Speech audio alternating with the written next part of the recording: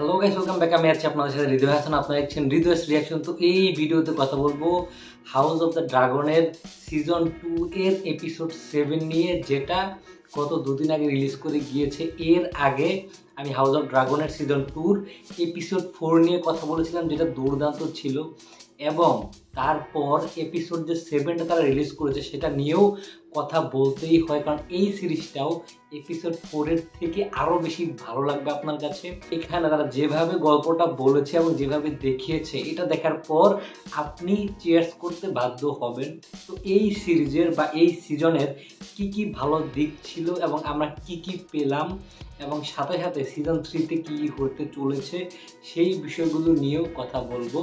তো দেখুন, house of ড্রাগনের সিজন 1টা কী ছিল? 1টা ছিল যে এখানে ভিসেরিস টারগেরিয়ার যে রাজত্বটা, এবং সে যখন মারা যাচ্ছে, সে যখন অসুস্থ হয়ে পড়ছে, তখন তার যে ফ্যামিলি সেটা দুটি ভাগে যে ভাগ হয়ে যায় এবং একে অপরের শত্রু হয়ে যায়, সেই জিনিসটা ডেভেলপ করা হয়েছিল সিজন 1-এ। এবারে সিজন 2-তে কী হচ্ছে? সিজন 2-তে হচ্ছে সেই যে ড্যান্স অফ দ্য ড্রাগনটা হবে সিজন 3-তে, বা তারপরে হয়তো বা তারা করবে, বাট তার যে একটা সেট আপ, যুদ্ধ হওয়ার আগে যে পলিটিক্সগুলো চলে, মানে রাজ্য দখলের, সৈন্য দখলের, এবং তাদের প্রত্যেকের পাল্লা ভারী করার সাথে সাথে এক পার্টি আরেকটা পার্টিকে কোণঠাসা করে দেওয়ার যে প্রতিযোগিতা চলে, এই যে সেট আপটা, সেটা কিন্তু খুব সুন্দরভাবে এই সিজনে আমরা দেখতে পেয়েছি। সাথে সাথে বেশ কয়েকটি ওয়ার সিন দেখতে পেয়েছি এবং ড্রাগন ফাইট আমরা দেখেছি।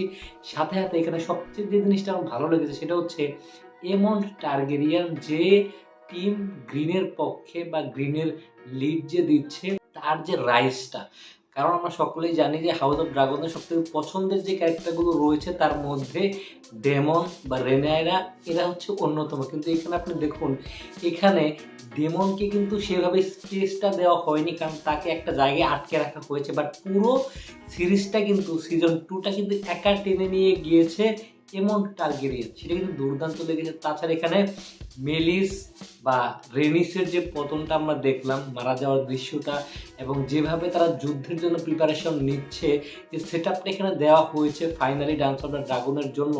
মানে এখানে ডেমন টার্গেরিয়ান যেভাবে তার জন্য সৈন্য দখলে নিচ্ছে, এবং সাথে সাথে থেকে মজার এবং এপিক যে বিষয়টা সেটা ছিল গত এপিসোড 7-এ, মানে রেনাইরা টার্গেরিয়ান যেভাবে তার ড্রাগনগুলো অ্যাসেম্বল করে যে ওয়েতে, সেটা কিন্তু দুর্দান্ত ছিল। তো এখানে মানে এপিসোড 7 আমরা মোটামুটি সবগুলো ড্রাগনই কিন্তু একসাথে দেখতে পেয়েছি, এক্সেপ্ট ক্যারাক্সেস, এবং সাথে সাথে যে কয়েকটি ওয়াইল্ড ড্রাগনের কথা আমরা জানি সেইগুলো ছাড়া এখানে কিন্তু বেশ কয়েকটি ড্রাগনই কিন্তু দেখানো হয়েছে। তো হিউজ বাজেট কিন্তু লেগেছে এই এপিসোডটা তৈরি করতে। তো সামনে যে এপিসোডটা আসছে এপিসোড 8, সেটাও কিন্তু দুর্দান্ত কিছু একটা হবে। দুর্দান্ত আমরা কিছু একটা দেখতে চলেছি, হয়তো আমরা পরবর্তীতে যে ড্রাগনগুলো আসবে তারও একটা গ্লিমস হয়তো আমরা দেখতে পাবো, যেমন ক্যানিভাল, সেটা কিন্তু আমার খুবই প্রিয় একটা ড্রাগন। তো দেখা যাক সামনে কি হয়। এই 7 এপিসোডটা আমার কাছে এক কথায় দুর্দান্ত লেগেছে। যেভাবে ভার্মিথরকে দেখানো হয়েছে, সে যখন আসছে এবং তাকে যখন ক্লেম করছে, ওই যে সিনটা, ওইটার যে সেট আপটা দিয়েছে, যে গ্রাফিক্স, যে ভিজুয়ালস, যে কালার গ্রেডিং, যেই লেভেলের প্রিমিয়ামনেস এখানে দেখানো হয়েছে, এক কথায় স্টানিং। দেখা যাক সামনে কি হয়। তো আপনাদের কাছে এই সিজনটা কেমন লাগছে? সাথে সাথে এই সিজনের এপিসোড 4 এবং এপিসোড 7, এই দুটো পার্টিকুলার এপিসোড আপনার কাছে কেমন লাগলো এবং ড্রাগনসগুলো কেমন লাগলো সেটা অবশ্যই কমেন্ট বক্সে জানাবেন। ভিডিওটা ভালো লাগে তাহলে লাইক, কমেন্ট, সাবস্ক্রাইব করতে ভুলবেন না। দেখা হচ্ছে নেক্সট ভিডিওতে। Till then take care.